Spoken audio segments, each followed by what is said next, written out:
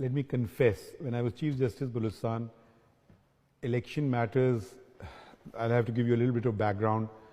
By a particular date, if your election process was not completed, you would contest as an individual, you won't get the party symbol. Every political party gets a symbol.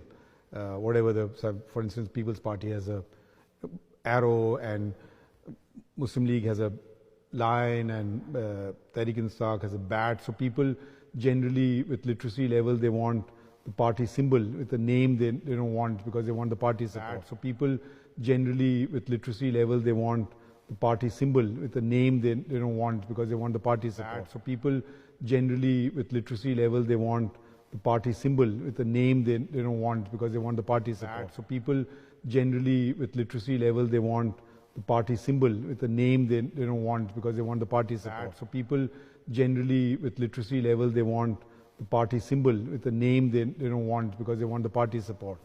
So there was a cut-off date, and after that it is deemed as if your appeal stands dismissed. The law provides for that.